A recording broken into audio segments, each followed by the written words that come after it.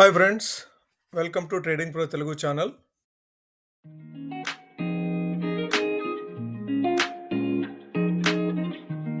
Good evening friends, welcome to daily market analysis.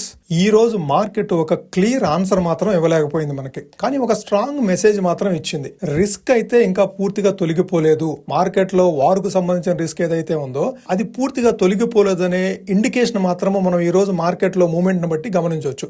Morning ఏమో hopes గా కనిపించింది. 110 పాయింట్లు గ్యాప్ అప్ ఓపెన్ అయిన తర్వాత అక్కడి నుంచి కూడాను 245 పాయింట్లు పాజిటివ్ గా మూవ్ అయింది. అంటే 23,345 వరకు మూవ్ అయిన తర్వాత మార్నింగ్ సెషన్ లో మిడ్ సెషన్ లో వచ్చిన సెల్లింగ్ ప్రెషర్ తోటి మనకేం అర్థం కాలేదు. మార్నింగ్ ఎందుకు 350 పాయింట్లు అప్ సైడ్ మూవ్ అయింది.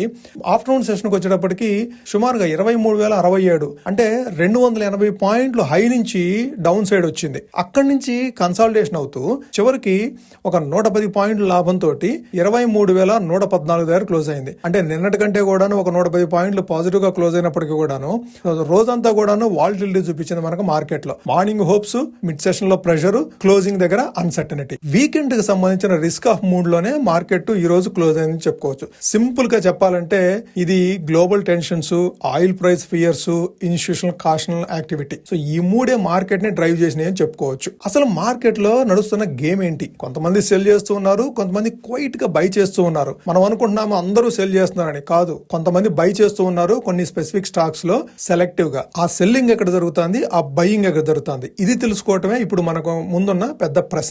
దాంతో పాటుగా 23rd మార్చికి మండేకి మనం ఏం అబ్జర్వ్ చేయాలి, ఓవర్ వీకెండ్ ఎటువంటి విషయాలు అబ్జర్వ్ చేయాలో పూర్తిగా బ్రేక్ డౌన్ చేసే ప్రయత్నం చేద్దాము ఈ వీడియోలో. ఇక మన మార్కెట్లు ట్రేడ్ అయిన విధానం కనుక చూస్తే నిన్నేమో విపరీతమైన సెల్లింగ్, సుమారుగా 775 పాయింట్లు, నిఫ్టీ 775 పాయింట్లు కోల్పోయింది ఒకే రోజు. ఇది చాలా రోజుల తర్వాత చూసాము. ఆల్మోస్ట్ మోర్ దాన్ 3% డ్రాప్ అనేది చాలా రోజుల తర్వాత నిఫ్టీలో చూసాము. ఇటువంటి selling pressure across the board. మీకు 21 సెక్టార్స్ ఉంటే నిఫ్టీలో ఆల్ 21 సెక్టార్స్ కూడాను నిన్న రెడ్ లో ట్రేడ్ అయినాయి, రెడ్ లో క్లోజ్ అయినాయి కూడాను. సో అంత సివియర్ సెల్లింగ్ అయితే వచ్చింది. అడ్వాన్స్ డిక్లైన్ రేషియో కూడాను 1:5. అంటే 600 స్టాక్స్ పాజిటివ్ గా ఉంటే 2,500 స్టాక్స్ నెగిటివ్ గా ఉన్నాయి నిన్న ట్రేడింగ్ సెషన్ లో. సో అటువంటి సెంటిమెంట్ నుంచి ఈ రోజు మార్నింగ్ స్లైట్ గా పాజిటివ్ గా ఓపెన్ అయింది. మనకేమో మిడిల్ ఈస్ట్ లో ఉన్న టెన్షన్స్ ఇంకా జరుగుతూనే ఉన్నాయి. ఒకళ్ళ మీద ఒకళ్ళు ఇంకా తీవ్ర స్థాయిలో దాడి చేసుకుంటూనే ఉన్నారు. ఇజ్రాయిల్ లాస్ట్ వీకెండ్ లో చేసిన దాడి, గ్యాస్ స్టేషన్స్ మీద ఏదైతే దాడి చేశారో దానికి ప్రతిగా ఇరాన్ ఖతార్ లో ఉన్న కొన్ని స్టేషన్స్ మీద, గ్యాస్ ఫెసిలిటీస్ మీద దాడి చేయడం తోటి ఇది ఉధృతం అయిపోయింది. మరలా దాంతో మార్కెట్ కూడా భయపడతా ఉంది. ఈ ఎనర్జీ రిలేటెడ్ ఇష్యూస్ ఎంతవరకు ఉంటాయి? ఇప్పుడు ఏదైతే కన్సర్న్స్ నడుస్తున్నాయో, ఇది ఒకళ్ళ మీద ఒకళ్ళు దాడి చేసుకుంటూ ఒకళ్ళ ఎనర్జీ సోర్సెస్ ని ఇంకొకళ్ళు పాడు చేసుకుంటూ ఉంటే ఇది రాబోయే రోజుల్లో ఎటువంటి పరిణామాలకు దారితీస్తుంది? సౌదీ అరేబియా అయితే ఏకంగా $180 వెళ్లే అవకాశం ఉంది అని చెప్పి చెప్తాంది. ఆయిల్ ప్రైసెస్ అనేవి $180 వరకు రీచ్ అయ్యే అవకాశం ఉందని చెప్తా ఉంది. ఏది ఈ వార్ కనుక ఇట్లానే 3 to 4 వీక్స్ కంటిన్యూ అయితే మనకు కనపడుతుంది కూడా అంతే. ఈ 1 వీక్ లోనో 2 వీక్స్ లోనో ఇది ఎండ్ అయ్యేటట్టే కనపట్లేదు. అన్లెస్ ట్రంప్ గానీ, లేదంటే నేతన్యాహు గానీ, లేదంటే ఇరాన్ సైడ్ నుంచి గానీ ఏదన్నా పీస్ సంబంధించిన డిస్కషన్ స్టార్ట్ అయితే తప్ప ఈ వార్ ఎండ్ అయ్యే అవకాశం లేదు. ఈ ముగ్గురులో ఎవరో ఒకళ్ళు ముందుకు వచ్చేసేసి చాలు, ఇక జరిగిందేదో జరిగిపోయింది, ఇక మిగిలిన ప్రపంచాన్ని మనం ఇబ్బంది పెట్టకూడదు అని చెప్పేసి ఎవరైనా మంచి మనసు చేసుకుని ముందుకు వస్తే తప్ప ఈ వార్ ఎండ్ అయ్యే అవకాశం లేదు. సో ఈ వార్ కనుక ఎండ్ కాకపోతే మనకి ఎనర్జీ క్రైసిస్ అనేది పెరిగిపోతుంది. అక్రాస్ ద గ్లోబ్ ప్రపంచ దేశాలు మొత్తము ఈ ఎనర్జీ సోర్సెస్ మీద ఆధారపడి ఉన్నాయి. ముఖ్యంగా మిడిల్ ఈస్ట్ నుంచే సుమారుగా 60 to 65% of the energy sources supply జరుగుతూ ఉంది. ఇది ఈ గల్ఫ్ కంట్రీస్ నుంచి కానీ, రష్యా సైడ్ నుంచి కానీ. సో దాంతో ఈ గల్ఫ్ కంట్రీస్ దగ్గర ఏదైతే యుద్ధ వాతావరణం ఉందో ఇది మిగిలిన ప్రపంచాన్ని కూడా భయపెడతా ఉంది. అందుకే వరల్డ్ వైడ్ గా స్టాక్ మార్కెట్స్ మొత్తము డ్రాప్ అవుతూ ఉన్నాయి. మన ఇండియన్ స్టాక్ మార్కెట్సే కాదు, వరల్డ్ వైడ్ గా యూరోపియన్ స్టాక్ మార్కెట్స్ కానీ, యుఎస్ స్టాక్ మార్కెట్స్ కానీ, అక్రాస్ ద గ్లోబ్ అన్ని స్టాక్ మార్కెట్స్ కూడాను లాస్ట్ 20 days నుంచి డ్రాప్ అవుతూనే వస్తున్నాయి. ఈ ఎనర్జీ క్రైసిస్ ఎండ్ అవ్వాలి అంటే వార్ ఎండ్ అవ్వాలి. ఈ వార్ ఎండ్ అయ్యేది వరకు మన మార్కెట్లు ఇట్లానే అన్సర్టన్ గాను వాలటైల్ గా ట్రేడ్ అవడంలో ఎటువంటి సందేహం లేదు. ఇదే అదనగా జేపీ మోర్గన్ వాళ్ళు కూడాను ఒక నోట్ రిలీజ్ చేశారు. దాని ప్రకారం ఏంటంటే నిఫ్టీ గానీ, సెన్సెక్స్ గానీ ఇక్కడ నుంచి 10 to 12% ఫాల్ ఉండే అవకాశం ఉంది 2026 లో. అది ఆయిల్ ప్రైసెస్ రైజ్ అవడం వల్ల కావచ్చు, లేదంటే వేరే సిచ్యువేషన్ వల్ల కావచ్చు, ఏదైనా కావచ్చు. 10 to 12% ఇప్పుడున్న ప్రైసెస్ మీద నుంచి 10 to 12% ఇంకా డ్రాప్ అయ్యే అవకాశం ఉందని రిపోర్ట్ కూడా ఇవ్వడం జరిగింది. ఏమో తెలియదు, వాళ్ళు అన్నట్టుగా జరిగే అవకాశం కూడా ఉంది. ఎందుకంటే ఈ వారు ఈ 3-4 వీక్స్ కనుక నడిస్తే చెప్పలేము ఈ 10 to 12% డ్రాప్ అవుతుందో లేదంటే. ఎందుకు మనమే చూసాం కదా లాస్ట్ 20 days లో 8 to 10% 13% డ్రాప్ అయింది నిఫ్టీ. సుమారుగా 26,000 లెవెల్స్ వరకు ఉన్న నిఫ్టీ ఇప్పుడు 23,000 లెవెల్స్ దగ్గర క్లోజ్ అవుతుంది. అంటే ఆల్మోస్ట్ 3,000 పాయింట్లు, అంటే అప్రాక్సిమేట్ గా 12 to 13% అనేది డ్రాప్ అనేది మన కళ్ళ ముందే చూసాము లాస్ట్ 20 డేస్ లో. ఏమో ఇక్కడి నుంచి 20% పట్టడంలో పెద్ద ఆశ్చర్యం ఉంది. వారు కనుక ఇట్లానే కంటిన్యూ అయితే చూద్దాము రాబోయే రోజుల్లో ఏం జరుగుతుంది అనేది. ఇంత వారు జరుగుతున్నప్పటికీ కూడాను సేఫ్ హెవెన్స్ అయినటువంటి గోల్డ్ సిల్వర్ పెరగట్లేదు. గోల్డ్ సిల్వర్ కూడాను కంటిన్యూస్ గా డ్రాప్ అవుతూనే ఉన్నాయి. అట్లానే మన రూపీ వాల్యూ కూడాను డ్రాప్ అవుతోంది. మన రూపీ వాల్యూ అయితే 93.3 లెవెల్స్ కి వచ్చేసింది. అంటే మన ఈ వార్ స్టార్ట్ అయినప్పుడు 90-91 దగ్గర ఉన్న రూపీ ఇప్పుడు 93.5కు వచ్చేసేసింది. 95ని త్వరలోనే కొట్టేస్తుందేమో, లేదంటే సెంచరీ కూడా కొట్టేస్తుందేమో ఈ వార్ కనుక ఇట్లానే కంటిన్యూ అయితే. సో అది కూడాను మన మార్కెట్ కి నెగిటివే, ఎందుకంటే మన ట్రేడ్ డెఫిసిట్ అనేది పెరుగుతూ ఉంటుంది. సో అది మనకి చాలా నెగిటివ్ ఇంపాక్ట్ క్రియేట్ చేస్తుంది. దాంతో పాటుగా ఈ ఆయిల్ ప్రైసెస్ పెరగటం అనేది మన రూపీ వాల్యూని డిప్రిషియేట్ చేస్తుంది. ఆయిల్ ప్రైసెస్ కంటిన్యూస్ గా పెరుగుతూ ఉండే కొద్దీ మొన్నటి వరకు $103, $102 వరకు ట్రేడ్ అయింది. నిన్నటి రోజున ఒకనొక టైంలో $120 వరకు రీచ్ అయింది. అది కూడాను మనకి నెగిటివ్ ఇంపాక్ట్ చేస్తుంది.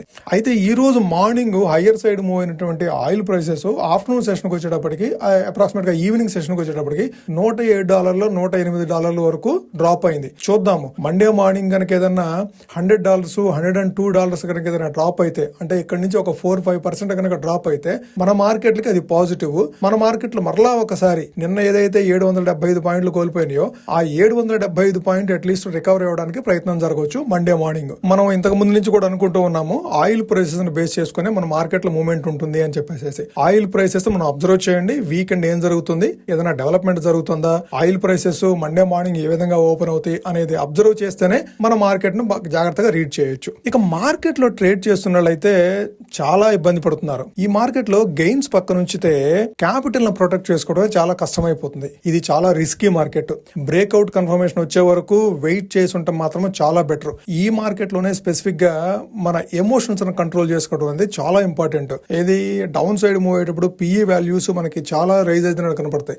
సహజంగా ఏం చేస్తామంటే అమ్మో రైజ్ అయిపోతున్నాయి, మనం కొద్దిగా పొజిషన్ తీసుకుంటే గెయిన్ చేసుకోవచ్చు అనుకుంటాము. అదే సెల్లర్స్ అయితేనేమో అరే బాగా వాల్యుయేషన్స్ పెరిగిపోయినాయి, ఈ ప్రైస్ లో కనుక అమ్మితే మనం గెయిన్ అవుతాం అనుకుంటాము. కానీ అక్కడి నుంచి కూడా డౌన్ సైడ్ మూవ్ అవటం అనేది అటు బయర్స్ కానీ ఇటు సెల్లర్స్ కానీ, మనం తీసుకున్న డైరెక్షన్ కాకుండా ఆపోజిట్ డైరెక్షన్ లో మూవ్ అయితేనేమో బయర్స్ ఇబ్బంది పడుతున్నారు. మనం తీసుకున్న డైరెక్షన్ లో ఏదైనా పిఈ సెల్ చేసినప్పుడు ఇంకా డౌన్ సైడ్ మూవ్ అయితే సెల్లర్స్ ఇబ్బంది పడుతున్నారు. పైగా ఈ విక్స్ ఇంక్రీజ్ అవటం అనేది సెల్లర్స్ కి విపరీతమైన నెగిటివ్. విక్స్ ఇంక్రీజ్ అయ్యే కొద్దీ మార్కెట్ లో ప్రైస్ డ్రాప్ అనేది ఉండదు. స్ట్రైక్ ప్రైసెస్ అనేది అంత ఇమీడియట్ గా డ్రాప్ అవ్వవు. సో లాస్ట్ డే వరకు, లాస్ట్ మినిట్ వరకు ఆ ప్రైసెస్ మాత్రము అదే రేంజ్ లో కొనసాగుతున్నాయి. సో సెల్లర్స్ ఇబ్బంది పడుతున్నారు, బయ్యర్స్ ఇబ్బంది పడుతున్నారు. స్టాప్ లాసెస్ ట్రిగ్గర్ అవుతున్నాయి.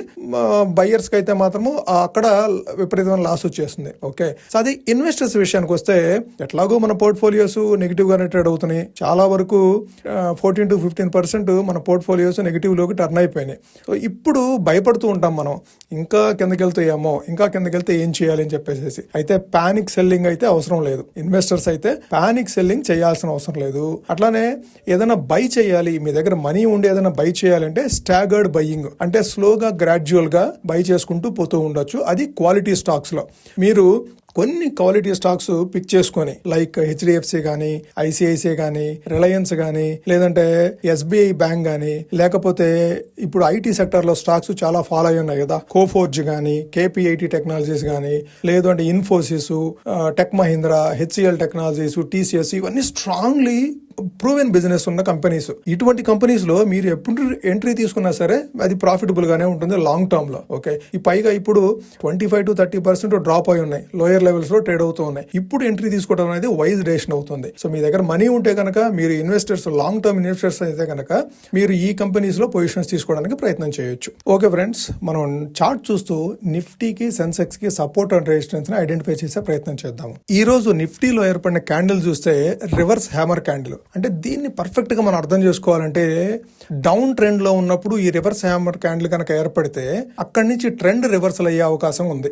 కాకపోతే ఈ హ్యామర్ క్యాండిల్ ఎంత బాగా పనిచేస్తుంది అనేది నెక్స్ట్ క్యాండిల్ బట్టి ఉంటుంది మనకి. నెక్స్ట్ క్యాండిల్ కనుక ఈ హ్యామర్ క్యాండిల్ కంటే అబవ్ లెవెల్లో క్లోజ్ అయితే అక్కడి నుంచి కంటిన్యూస్ గా అప్ సైడ్ చూడొచ్చు. కానీ అట్లా కాకుండా లోయర్ సైడ్ కనుక మూవ్ అయితే అక్కడి నుంచి మరలా నెక్స్ట్ టైం ఇది రెసిస్టెన్స్ కింద యాక్ట్ చేస్తుంది. ఓకే, సో ఈ హ్యామర్ క్యాండిల్ ని చాలా కేర్ఫుల్ గా మీరు అబ్జర్వ్ చేయండి. సో ఈ రోజు 23,350 లెవెల్స్ వరకు వెళ్తూ హై ఫామ్ చేస్తూ క్లోజింగ్ మాత్రం 23,114 అంటే 240 పాయింట్ లోయర్ సైడ్, అప్రాక్సిమేట్ గా 1% లోయర్ సైడ్ క్లోజ్ అయింది ఈ రోజు హై నుంచి. ఓకే, సో ఇప్పుడు సపోర్ట్ చూడాలంటే 22,930 నిన్న లో పాయింట్ ఏదైతే ఉందో అదే మనకి సపోర్ట్ కింద యాక్ట్ చేస్తుంది. ఈ రోజు క్లోజింగ్ దగ్గర నుంచి సుమారుగా 170 పాయింట్ల వరకు లోయర్ సైడ్ చూడొచ్చు. 22,930 అనేది మనకి సపోర్ట్, 23,350 ఈ రోజు హై ఏదైతే ఉందో అది రెసిస్టెన్స్ కింద యాక్ట్ చేస్తుంది. నిఫ్టీ విషయానికి వస్తే ఇక సెన్సెక్స్ విషయం చూసామంటే సెన్సెక్స్ లో కూడా same candle, reverse hammer candle అనేది చూసాం ఈ రోజు. అయితే నిఫ్టీలోనేమో పాజిటివ్ గా గ్రీన్ క్యాండిల్ ఉంటుంది, సెన్సెక్స్ లోనేమో రెడ్ క్యాండిల్ ఉంటుంది. అఫ్ కోర్స్ ఆ 5-10 పాయింట్స్ అనేది పెద్ద మ్యాటర్ కాదు. సెన్సెక్స్ విషయానికి వస్తే 74,500 వాల్యూ ఉంది కాబట్టి సో ఆ 10-15 పాయింట్స్ అనేది పెద్ద మ్యాటర్ కాదు. ఇప్పుడు సపోర్ట్ అండ్ రెసిస్టెన్స్ చూడాలంటే సపోర్ట్ 73,900 అనేది సపోర్ట్ అవుతుంది. అదే రెసిస్టెన్స్ విషయానికి వస్తే 75,300, 350 ఆ 50 పాయింట్లు అంటే 73,900 నుంచి 75,350 అంటే సుమారుగా మీకు 1,600 పాయింట్ల రేంజ్ అనేది ఉంది. సపోర్ట్ కి రెసిస్టెన్స్ కి మధ్యలో 1,600 పాయింట్ రేంజ్ ఉంది. సో ఆ మాత్రం ఈ మధ్య ట్రేడ్ అవుతుంది. మీకు ఓపెనింగ్ దగ్గర నుంచి విపరీతమైన ఫాలో అవటం, ఓపెనింగ్ దగ్గర నుంచి విపరీతంగా రైజ్ అవటం మార్కెట్ లో మనం చూస్తూ ఉన్నాము. ఈ రోజు హై కూడాను 75,300 ఉంది. అంటే 75,300 నుంచి 800 పాయింట్లు లోయర్ సైడ్ 74,530 దగ్గర క్లోజ్ అయింది కదా. సో ఆ 800 పాయింట్లు అనేది ఫాలో అయింది ఈ రోజు ఇంట్రాడేలో. సో మనము ఆ రేంజ్ అనేది మనం గుర్తుపెట్టుకోవాలి. 75,300 నుంచి 73,900 ఈ 1,400 పాయింట్ల రేంజ్ అనేది మనం గుర్తుపెట్టుకోవాలి. ఓకే, సో ఇది ఫ్రెండ్స్ ఈ రోజు వీడియో. మీకు నచ్చినట్టయితే ఈ వీడియోని లైక్ చేయండి. ఇది మీ ఫ్రెండ్స్ కానీ, కొలీగ్స్ కానీ, రిలేటివ్స్ కానీ యూస్ఫుల్ ఉందనుకుంటే వాళ్ళకు కూడా షేర్ చేయండి. మీరు ఇప్పటి వరకు ఛానల్ సబ్స్క్రైబ్ చేయకుండా చూసినట్లయితే ఛానల్ సబ్స్క్రైబ్ చేసి మమ్మల్ని ఎంకరేజ్ చేయండి ఫ్రెండ్స్. Thank you.